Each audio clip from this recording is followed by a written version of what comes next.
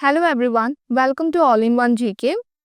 Today we are going to start with the second topic for NDA Maths, and that is relation and functions. So let's start. So relation and function पढ़ने से पहले we have to know what is Cartesian product of sets. So if A and B are two sets, then the Cartesian product A cross B is the set of all ordered pair of elements from A and B. So Cartesian product of sets क्या होता है? ए और B मेरे पास दो set है. अब set क्या है ये आप सबको पता होगा बिकॉज हम फर्स्ट क्लास से पढ़कर आए थे कि सेट क्या है.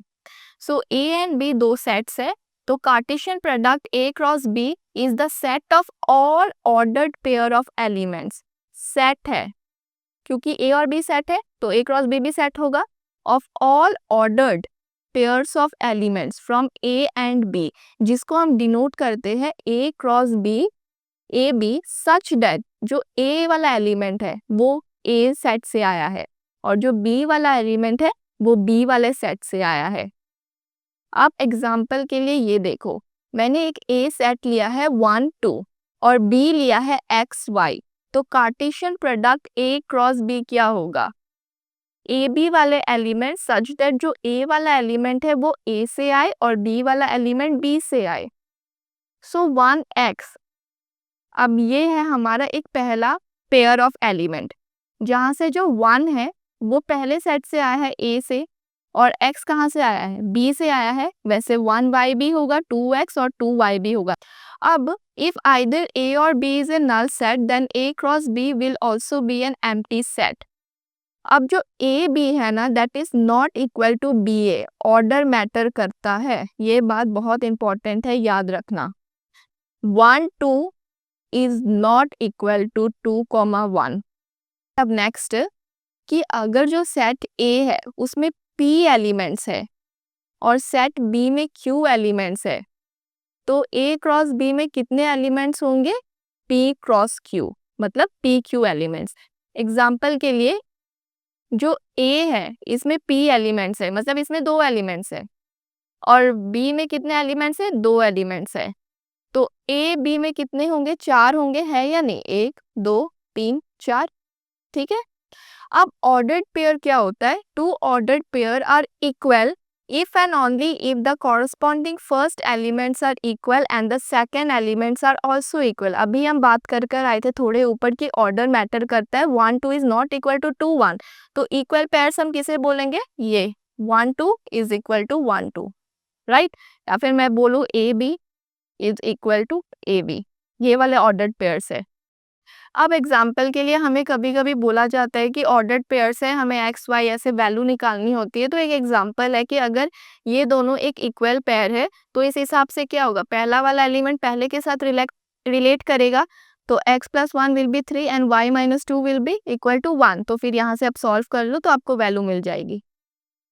अब हम पढ़ते हैं रिलेशन किसे बोलते हैं.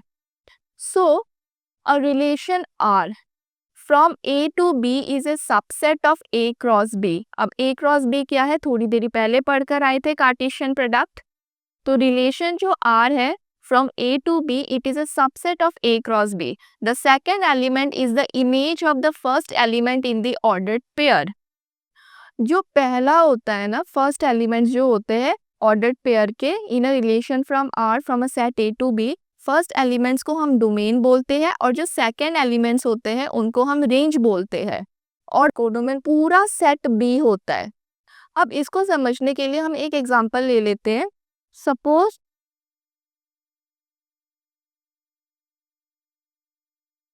ये एक सेट है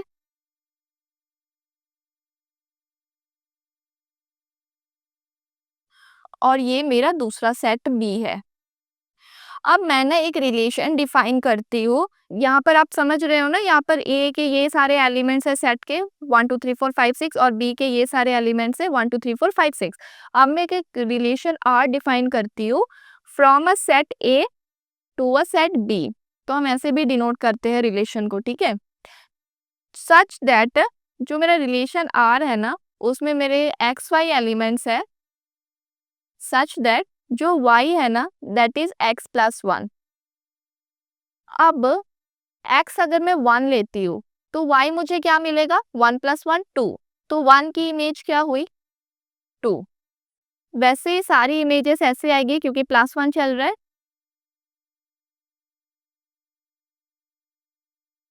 सो ये हो गया एक रिलेशन मेरा। अब ये जो पहले वाला एलिमेंट है ना, set of all first elements of N ordered pair, इसको मैं बोलती हूँ डोमेन।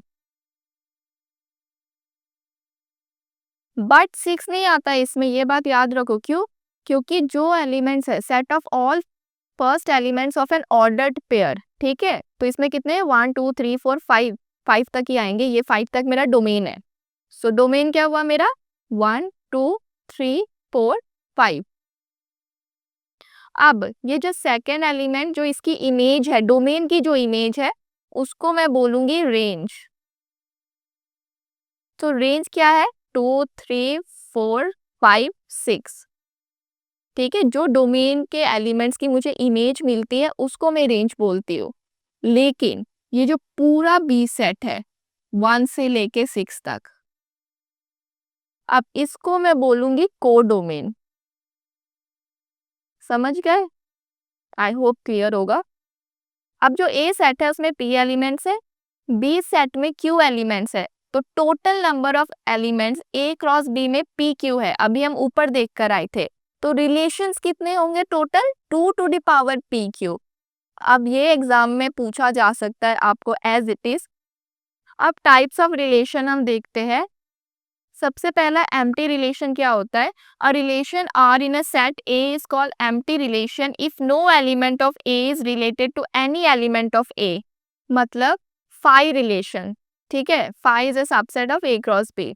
अब एग्जांपल के लिए मैंने एक सेट लिया है कि एक्स वाई एक डिफाइन किया है मैंने एलिमेंट, सच दैट एक्स भी नेचुरल नंबर है, वाई भी नेचुरल नंबर है और x plus y less than 0 होगा। अब आप बोलो नेचुरल नंबर कहाँ से स्टार्ट होते हैं, 1 से होते हैं, इन्फिनिटी तक जाते हैं। तो x एक नेचुरल नंबर है, y भी एक नेचुरल नंबर है, तो अगर मैं सबसे स्मॉलेस्ट एलिमेंट भी लूंगी तो मुझे 1 लेना पड़ेगा दोनों केस में, और 1 + 1 क्या होगा, 2 होगा। क्या ये लेस देन 0 है? नहीं है। तो मेरा रिलेशन क्या है, एम्प्टी है, कोई भी नहीं आएगा इसमें एलिमेंट, तो इसको मैं बोलती हूँ एम्प्टी रिलेशन। अब नेक्स्ट यूनिवर्सल रिलेशन क्या होता है, relation R in a set A is called universal relation if each element of A is related to every element of A. इसका मतलब है कि मैंने दो सेट लिए हैं, एक मैंने लिया है इवन नंबर्स, आप देख रहे हो 2 4 6 8 10 12 ऐसे जाएगा इन्फिनिटी तक। दूसरा मैंने ऑड नंबर का एक सेट लिया है 1 3 5 7 9। अब जो यूनिवर्सल सेट यू है उसमें सारे नेचुरल नंबर्स होंगे, होंगे या नहीं होंगे, ऑड इवन। तो ये क्या है, यूनिवर्सल सेट हो गया मेरा पूरा। और एक और चीज है कि empty relation and universal relation, इन दोनों रिलेशन को ना कभी कभी बोला जाता है ट्राइवियल रिलेशन। क्या? Trivial, okay. अब हमारे लिए जो सबसे ज्यादा इंपॉर्टेंट है और जो एग्जाम में पूछा जाता है, that is reflexive, symmetric and transitive relations. एक relation R in a set A is called reflexive if a belongs to R for every a belongs to A. अभी मैं आपको एग्जांपल से समझाऊंगी, ये डेफिनेशन है। सिमेट्रिक कब होगा, if a b belongs to the relation implies that b a भी belong करेगा रिलेशन को for every a b belong to the set A. और ट्रांजिटिव होगा if a b belongs to R, b c belongs to R, implies that a c belongs to R for every a b c belongs to A. और जब हमें मिलता है ना ऐसा कोई रिलेशन जो कि रिफ्लेक्सिव हो, सिमेट्रिक हो एंड ट्रांजिटिव भी हो, तीनों हो, तो उस रिलेशन को हम इक्विवेलेंस रिलेशन बोलते हैं। एक छोटा सा एग्जांपल और लेते हैं। तो सपोज मेरे पास एक सेट है ए विच इज 1 2 एंड 3, और मैंने एक रिलेशन डिफाइन किया है सच दैट एलिमेंट्स ये वाले हैं।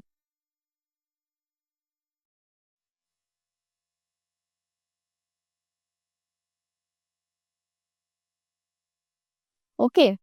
अब रिफ्लेक्सिव के लिए क्या था कि ए बिलोंग करेगा ए में for every a belongs to A. अब 1 2 3 ये तीनों बिलोंग करते हैं ए को, तो मेरा रिलेशन 1 1 2 2 3 3 ये आर को बिलोंग कर रहा है या नहीं? तो इस हिसाब से ये क्या हुआ, आर रिफ्लेक्सिव हुआ मेरा। सिमेट्रिक में क्या है कि ए भी अगर आर को बिलोंग करेगा तो बी ए भी करना चाहिए आर को, फिर ही होगा सिमेट्रिक।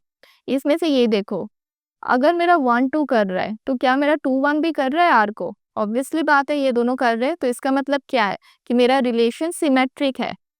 अब इसमें ये मत सोचना कि 1 2 और 2 1 तो है बट 2 3 और 3 2 नहीं है। क्या मेरे रिलेशन को मैंने ऐसे डिफाइन किया है कि इसमें 2 3 और 3 2 आ रहे हैं? नहीं, जो मेरा रिलेशन डिफाइन है उसी से मुझे करना होगा। तो मेरे रिलेशन में जो डिफाइन है वो है 1 2 एंड 2 1, तो यही चीज मैं उठाऊंगी। जो चीज दी नहीं गई है उससे कोई मतलब नहीं है।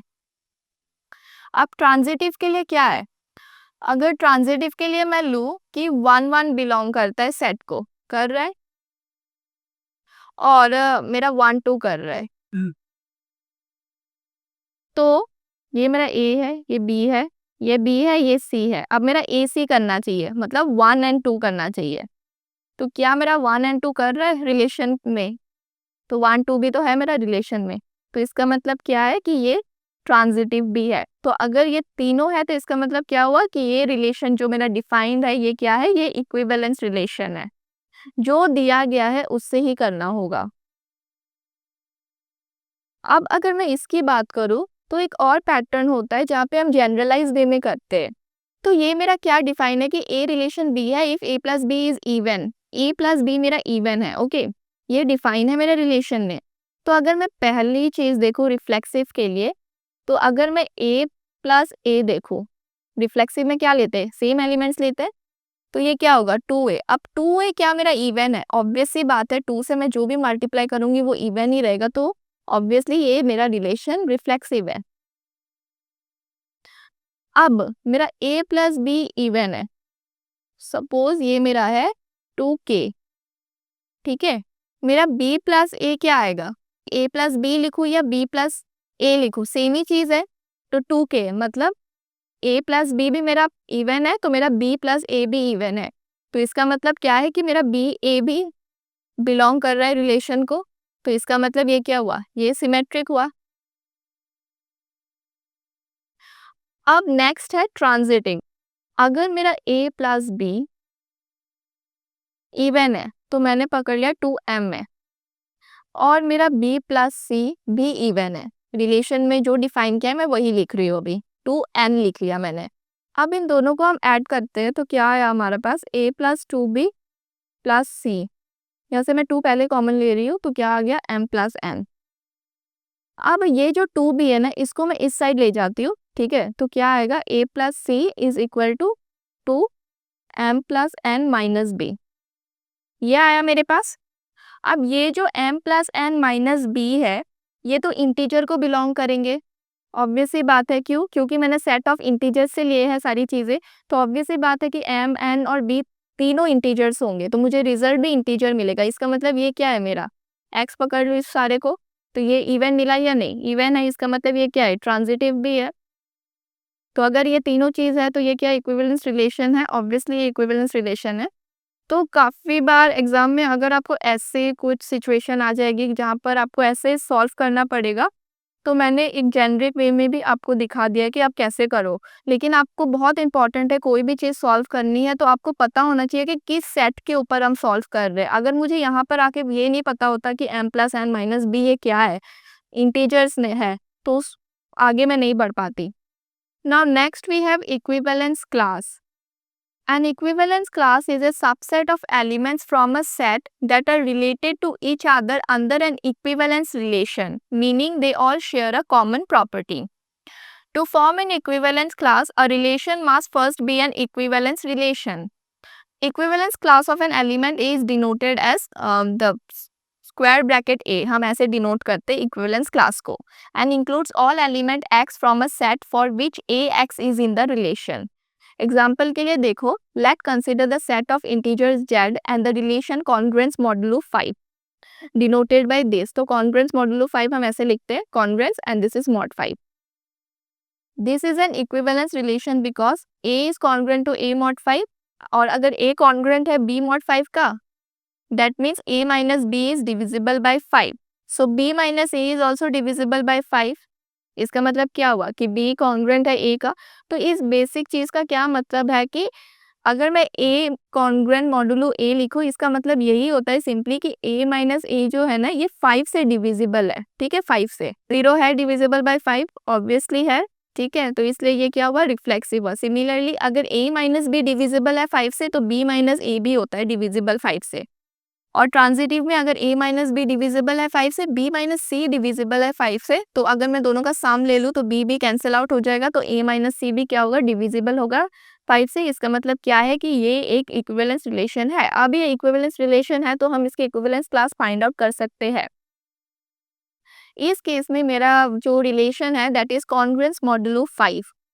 सो इक्विवेलेंस क्लास ऑफ 0, अगर मैं 0 की इक्विवेलेंस क्लास निकालूं तो क्या होगा, this set contain all integers that are congruent to 0 modulo 5, which means they are divisible by 5 directly, क्योंकि 0 की क्लास है ना, 5 से क्या डिविजिबल है। इधर से देख लो, अगर राइट साइड में तो 0, 5, 10, 15, 20, और इधर से देखोगे तो -5, -10, -15, -20, तो ये क्या है, इक्विवेलेंस क्लास होगी 0 की। अगर मैं 1 की निकालूं तो this set of integer contains all the integer that leaves a remainder 1 when divided by 5। तो क्या होगा, 1 को अगर मैं डिवाइड करूँ 5 से तो 1 आएगा रिमाइंडर, इसका मतलब 1 इक्विवेलेंस क्लास है 1 की। अगर मैं 6 को डिवाइड करूँ 5 से तो क्या आएगा रिमाइंडर मेरा, 1 आएगा, तो इसका मतलब 6 भी इक्विवेलेंस क्लास है। तो बेसिकली जिस सेट पर हमें डिफाइन रहता है, जो रिलेशन डिफाइन रहता है, उसी हिसाब से हमारी इक्विवेलेंस क्लास निकलती है।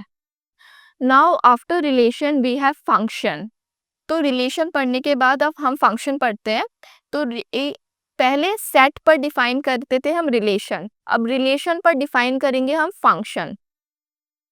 A relation f from a set A to B is called a function if every element of set A has one and only one image in the set B। अब usually क्या है कि एक relation है 1 2 3 मेरा, और एक relation इधर भी है 1 2 3। तो रिलेशन क्या है, ये इधर है, ये इधर है, इसकी ये वाली भी इमेज है, इसकी ये भी है, तो इसको मैं रिलेशन बोलूंगी। बट फंक्शन में क्या होता है कि अगर मेरे 2 3 4 इधर एलिमेंट्स है और इधर 1 2 3 है, तो इसकी एक पर्टिकुलर इमेज होगी बस, ठीक है। Set A has one and only one image in the set B, सिर्फ एक। 2 की इमेज क्या है 1, 4 की क्या है 2, 3 की क्या है 3। So this is a function, ये इंपॉर्टेंट प्रॉपर्टी है फंक्शन की। Every element of A is related to some element in B. Each element of A is related to only one element in B. अब इसकी wordings देखो, Every element of A is related to some element of B.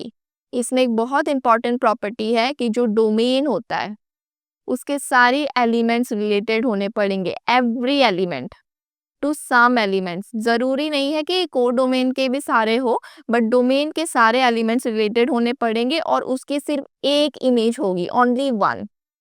If f is a function from a to b and a b belongs to f, तो f of a equal to b हम ऐसे लिखते हैं, where b is the image of a under f and a is the pre image of b under f। अब ये similar सी चीज़ है जो मैंने अभी आपको बताई कि ये फंक्शन डिनोट करते हैं हम ऐसे। डोमेन क्या होगा, ए वाले सारे एलिमेंट्स। अब इसका क्या है डोमेन, मेरा 2 3 4 डोमेन होगी।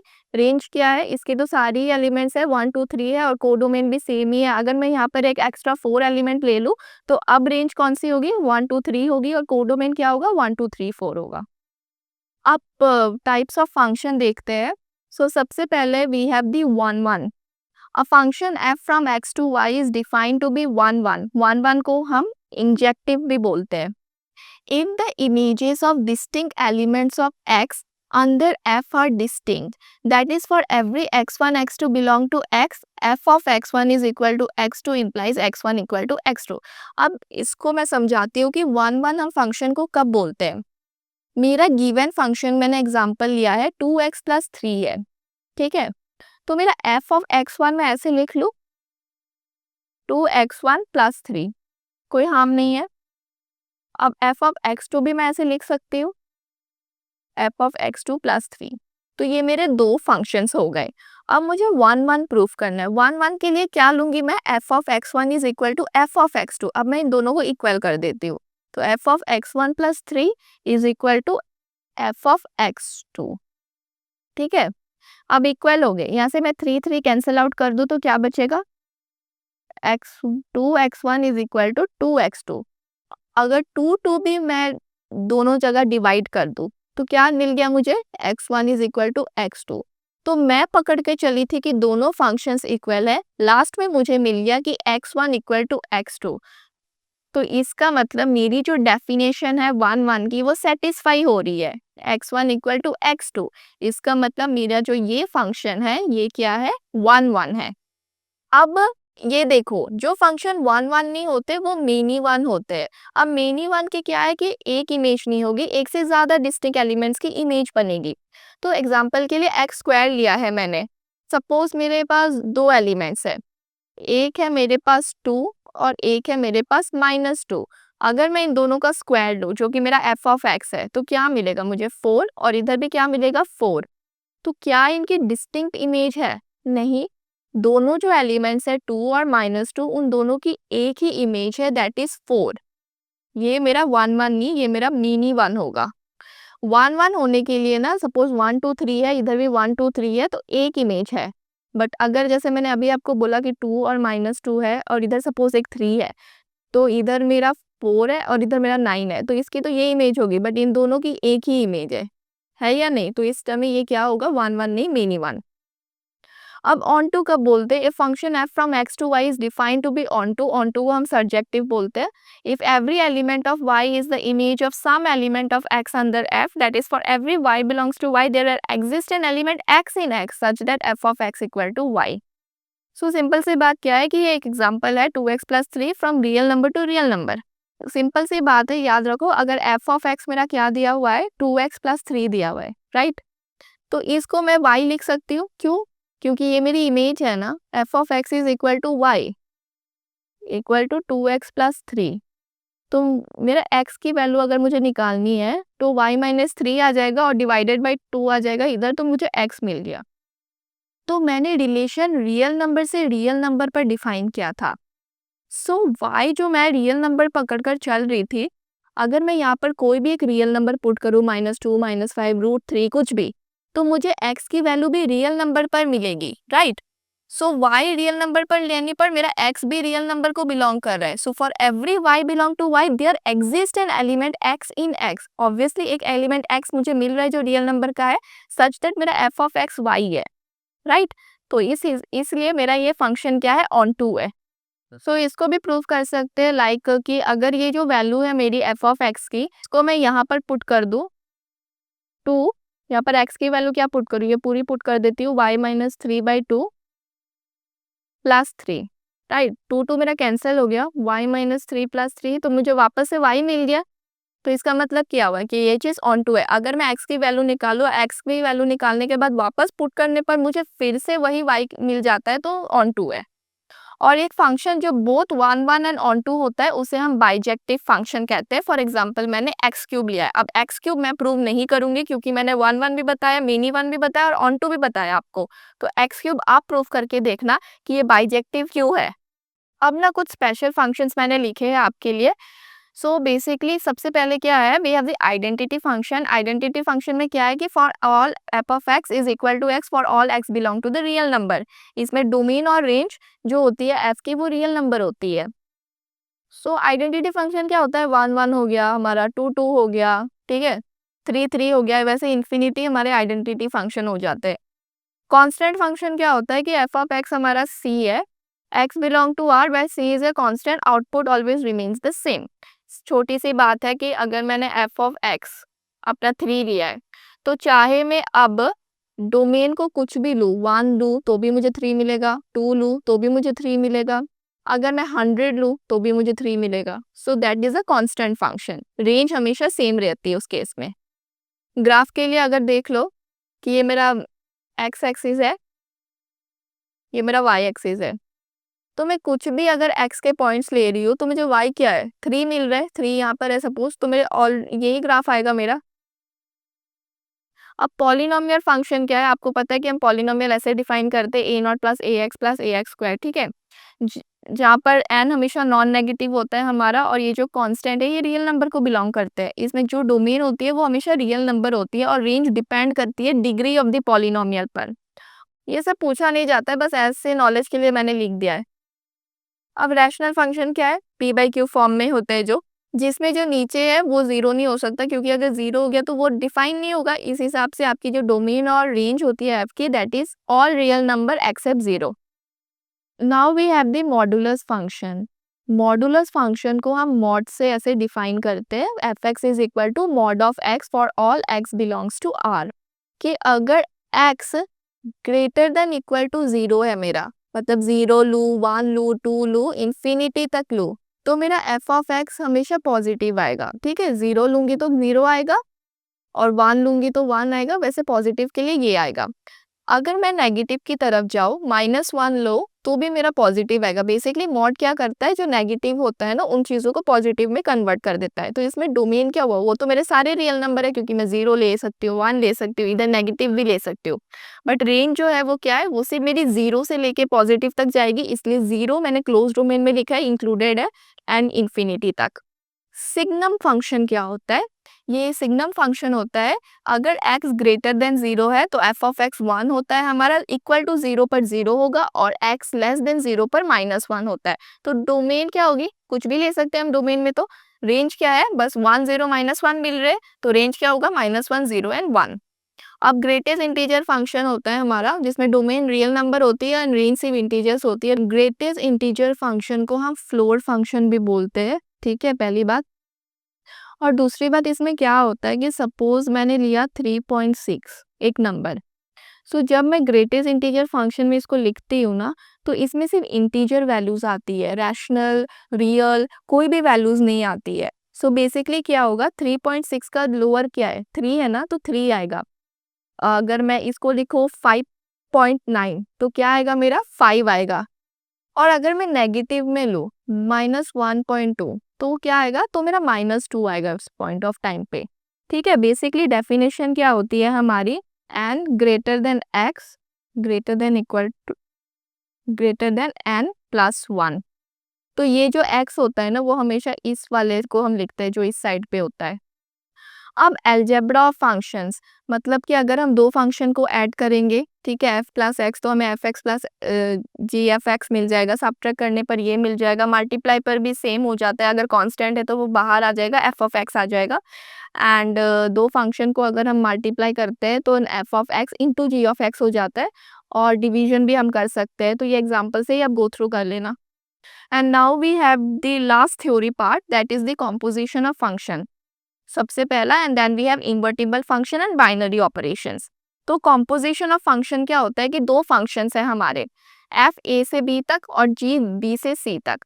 Composition of function of f and g को हम डिनोट करते हैं जी नॉट एफ से, which is defined as g not f from A to C, ऐसे हम डिफाइन करते हैं। इस साइड जो फंक्शन आता है ना, ये वाला, इसकी हम डोमेन लिखते हैं, और जो दूर वाला है ना, दूर वाला जी जैसे दूर है, तो उसकी हम रेंज लिखते हैं। आप ऐसे बेसिकली याद रख लो, सिंपल।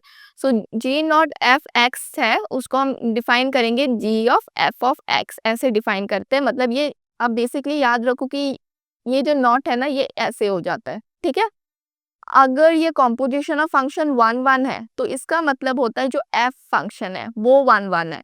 और अगर जो composition of function onto है, तो हमारा जो जी फंक्शन है वो ऑन टू होता है। तो ये याद रखना दोनों।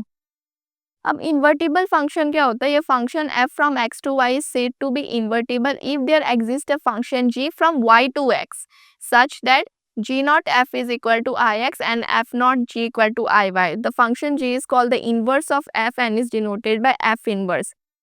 अब कोई फंक्शन इन्वर्टिबल है या नहीं, वो कैसे पता चलेगा? एक फंक्शन इन्वर्टिबल तभी हो सकता है जब वो फंक्शन 1 1 एंड ऑन टू दोनों हो। तो अगर आपको कभी पूछा जाए कि below given function is invertible और नॉट ऐसे करके, तो आप पहले 1 1 और ऑन टू चेक करोगे। अगर वो 1 1 भी है, ऑन टू भी है, दोनों है, then that is invertible. Conversely अगर एक फंक्शन 1 1 और ऑन टू है, that means f must be invertible. तो एग्जाम्पल के लिए मैं एक फंक्शन ले रही हूँ, सिंपली ले लेते हैं, F of x suppose 3x plus 2 है। तो अभी ऊपर हम देख कर आए थे ना कि दोनों फंक्शन को ऐड करेंगे तो ये तो 1 1 है हमारा, और ऑन टू भी है ये फंक्शन। तो अब ये इन्वर्टिबल है, तो ये हम कैसे लिख सकते हैं?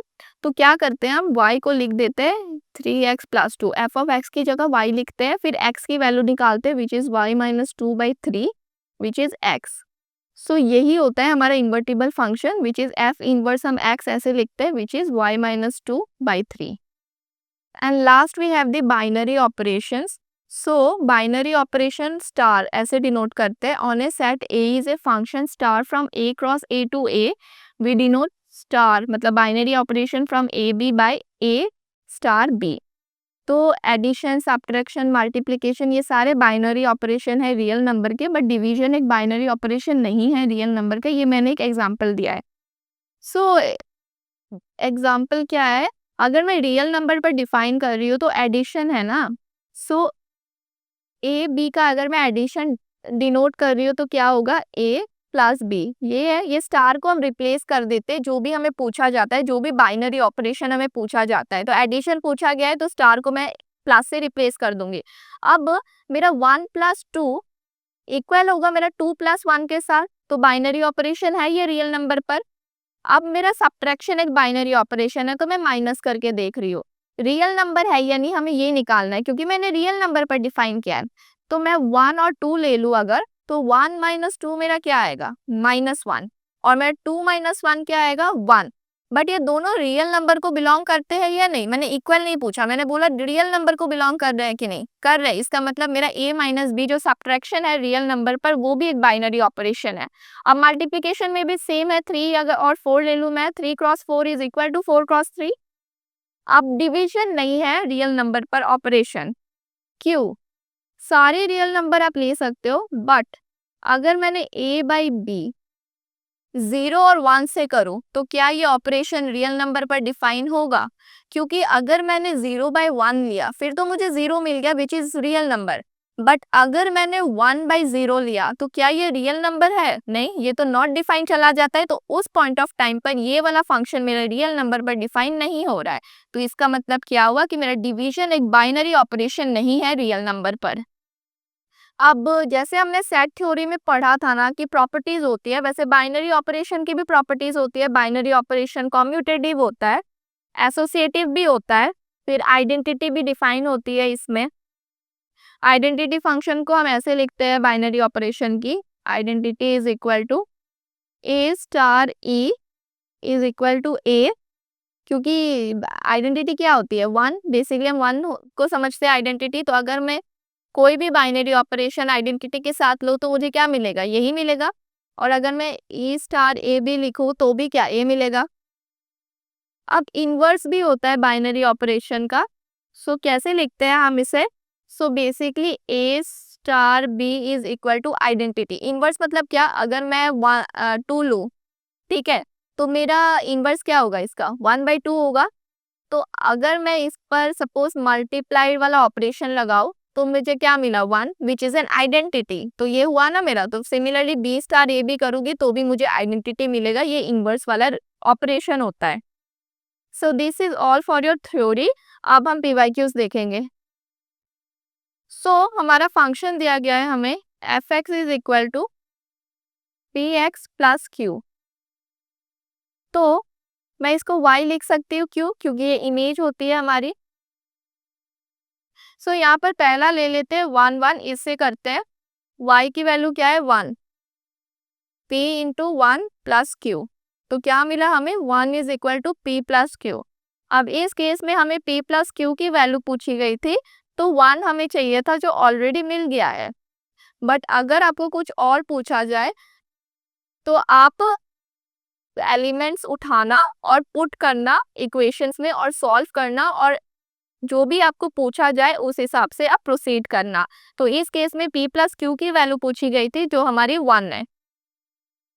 नेक्स्ट यही फंक्शन है हमारा. अब हमें फाइंड आउट करना है कि p11 है, ऑन टू है if the codomain is the set of natural numbers. अब याद रखना यहाँ पर स्पेसिफाई कर दिया है कि ये नेचुरल नंबर है. तो मेरे डोमेन के क्या एलिमेंट्स है, 1 2 3 4, और इधर क्या है 1 4 7 एंड 10.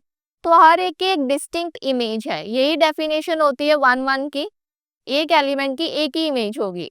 तो फंक्शन हमारा 1 1 है, राइट. अब फंक्शन ऑन टू है या नहीं ये प्रूफ करना है.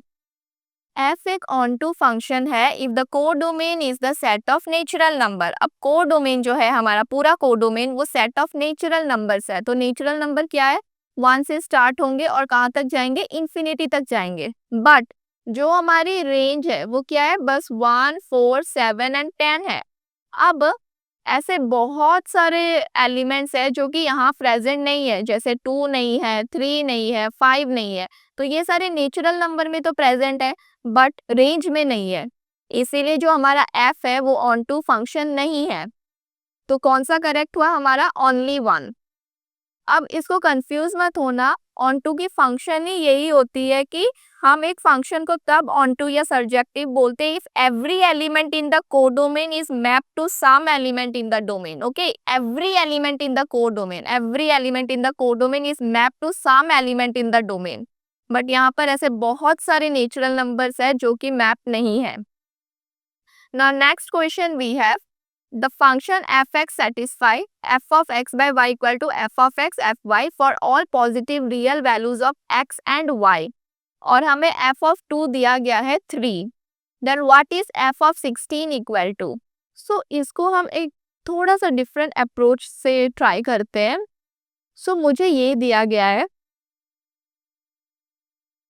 f of x by y is equal to f of x by f of y, right.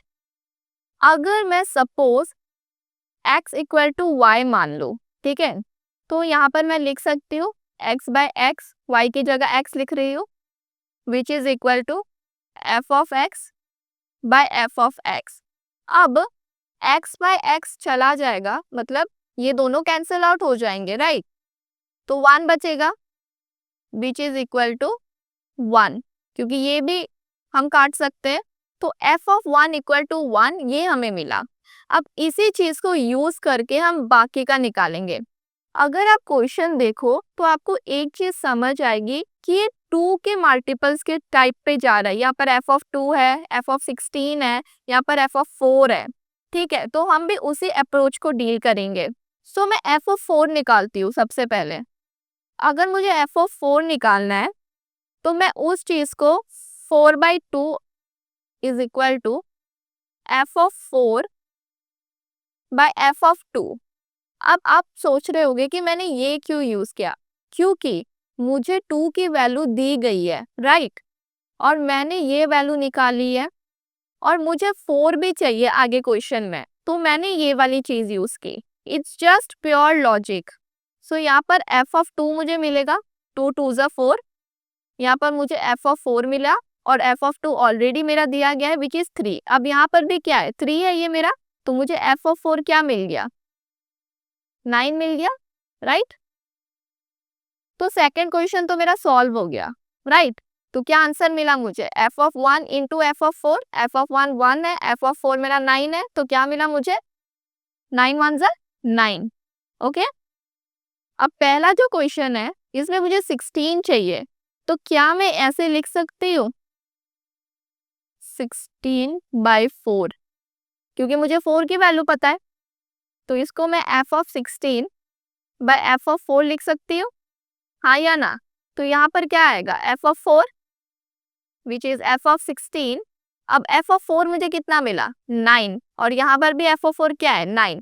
तो मुझे f ऑफ 16 की वैल्यू चाहिए which is what, 9 cross 9 which is what, 81, right.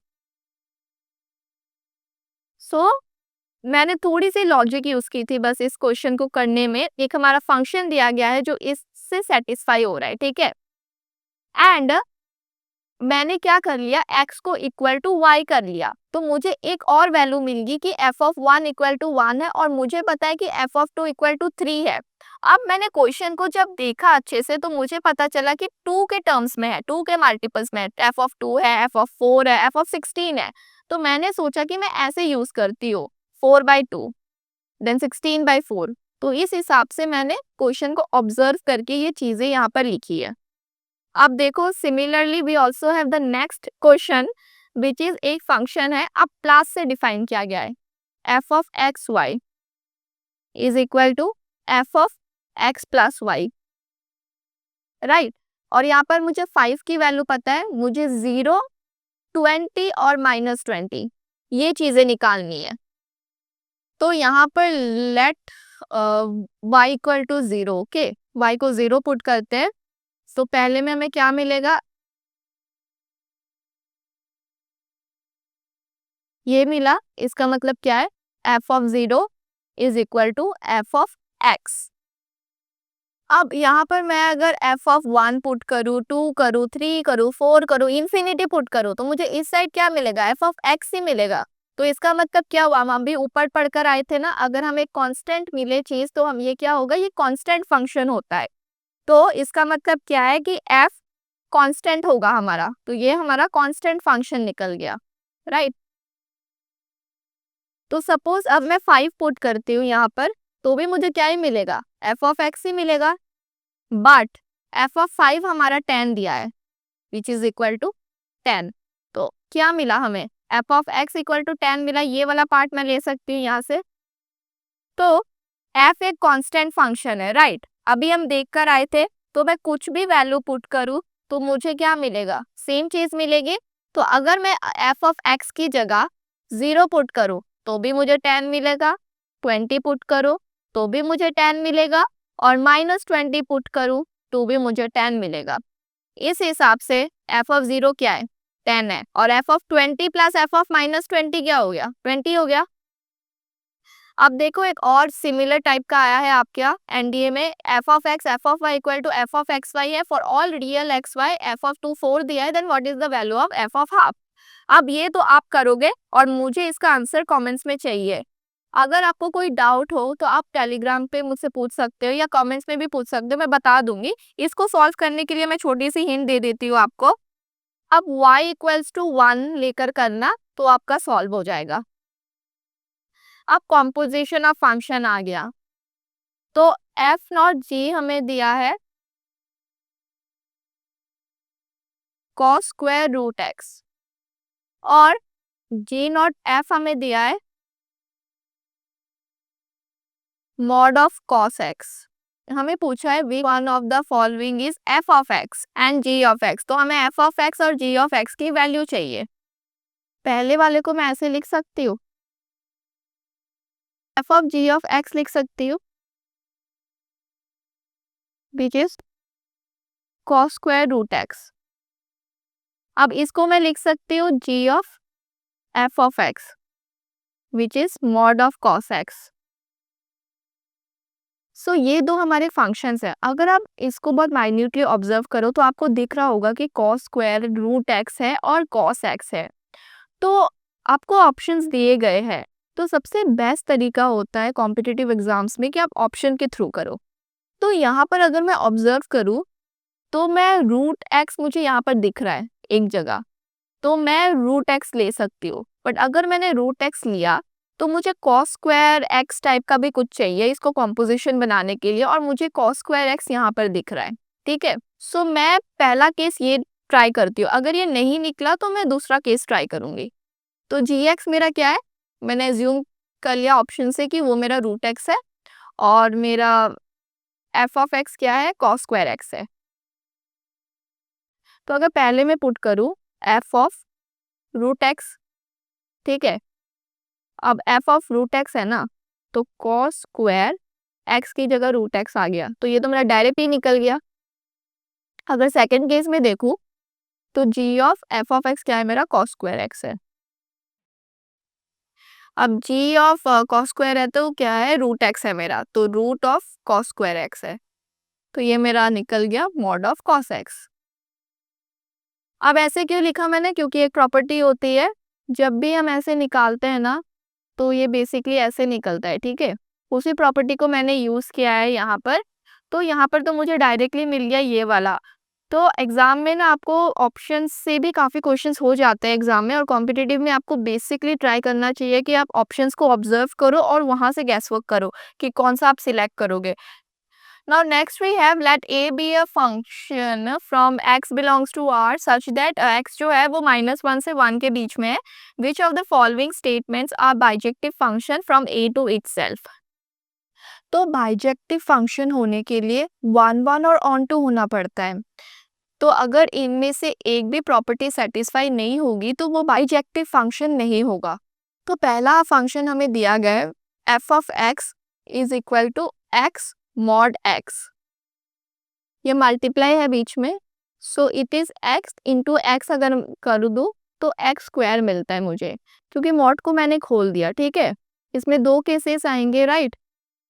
अगर इसमें मैं मॉड खोलूंगी तो एक में तो माइनस एक्स आएगा which is minus x square. तो ये जो पहला वाला केस है सिर्फ यही वाला है ना हमारा, तो हम इसको ही पकड़ कर चलेंगे।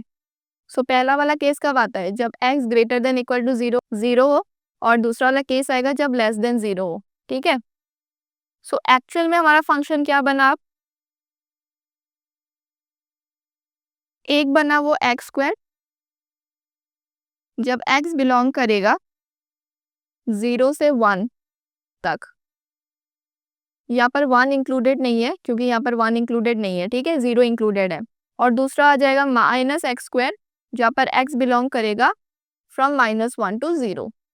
अब बाइजेक्टिव के लिए 1 1 ऑन टू चेक करना होता है, कोई रैंडम वैल्यू उठा लेते हैं 0 से 1 के बीच में, सपोज इट्स 0.5। ओके, तो अगर मैं f ऑफ 0.5 लूँ तो वो क्या होगा, 0.5 स्क्वायर विच इज 0.25। अब f ऑफ -0.5 लूंगी तो भी क्या आएगा, 0.5 स्क्वायर ही आएगा इस टाइम भी, विच इज 0.25। तो ये क्या 1 1 है, ये 1 1 नहीं है, ऑब्वियस सी बात है। क्यों, क्योंकि 0.5 is not equal to -0.5 right, but इन दोनों की जो वैल्यूज है वो हमें सेम मिल गई है। तो इस हिसाब से हमारा f of x1 equal to f of x2 होगा, तो हमारा x1 इक्वल टू x2 आना चाहिए, बट ऐसा तो कुछ नहीं हुआ, तो इस वजह से ये 1 1 नहीं है, and that's why the first function is not bijective. अब दूसरा फंक्शन है हमारा g of x equal to cos pi x. So इसके लिए इजी है कि आप देखो कि अगर मैं x को 0 लेती हूँ, क्योंकि 0 तो इंक्लूडेड है ना, 0 मैंने लिया which is cos pi into 0 which is cos 0। तो कॉस 0 की वैल्यू क्या होती है, 1 होती है। तो क्या 1 इंक्लूडेड है रेंज में, नहीं है ना, क्योंकि 1 इंक्लूडेड नहीं है। तो इसका मतलब क्या हुआ कि g जो है वो हर एक एलिमेंट को वापस a के एलिमेंट पे मैप नहीं कर रहा है, क्योंकि 0 को वो 1 पर कर रहा है, बट 1 ऑलरेडी नहीं प्रेजेंट है। सो इसका मतलब क्या हुआ, ये ऑन्टो नहीं है, और जब ऑन्टो नहीं है तो ये बाइजेक्टिव नहीं है। तो इसका मतलब क्या हुआ कि ये दोनों गलत है, नाइदर 1 नॉर 2। अब लास्ट PYQ है, ये देख लो। इसमें एक रिलेशन दिया गया है on open interval -1 to 1 which is defined as x y such that x plus y is less than 2। Then which one of the following is correct. हमें पूछा गया है कि रिफ्लेक्सिव, सिमेट्रिक और ट्रांजिटिव है या नहीं है, या इक्विवेलेंस रिलेशन है या नहीं। सो रिलेशन डिफाइंड है हमारा R is equal to x y such that mod of x plus y is less than 2। सबसे पहले हम रिफ्लेक्सिव चेक करते हैं। सो रिफ्लेक्सिव में क्या होता है, एक्स एक्स, तो x plus x which is equal to 2x right. तो अगर मैं मॉड बार निकाल लूँ इससे तो 2x ऐसे मिल जाएगा मुझे, तो ये लेस देन 2 होगा। तो ऑब्वियसली ये रिफ्लेक्सिव है, बिकॉज जो हमारा रिलेशन है ये डिफाइंड है -1 से 1 के बीच में राइट, -1 से 1 के बीच में। तो बेसिकली क्या है कि यहाँ से मैं कोई भी वैल्यू अगर लूंगी तो वो हमेशा लेस देन 2 ही आएगी। सपोज मैंने 0.9 दिया, तो अगर 2 इंटू 0.9 करूंगी तो वो कितना आएगा, 1.8 आएगा। तो ये लेस देन 2 है कि नहीं, तो जो भी मैं वैल्यू लूँ ये हमेशा लेस देन 2 आएगी। इसका मतलब ये जो रिलेशन है मेरा ये रिफ्लेक्सिव हुआ। अगर मैं सिमेट्रिक बोलूँ, सिमेट्रिक में क्या होता है कि ए बी है तो बी ए बी होगा। तो अगर x प्लस वाई मेरा लेस देन 2 है तो ऑब्वियसली मेरा y प्लस एक्स भी तो लेस देन 2 ही होगा ना, तो इस हिसाब से सिमेट्रिक हुआ। अब तीसरा है ट्रांजिटिव। ट्रांजिटिव में क्या था, अगर ए बी है बी सी है तो ए सी होना पड़ेगा। सो ए बी करते हैं।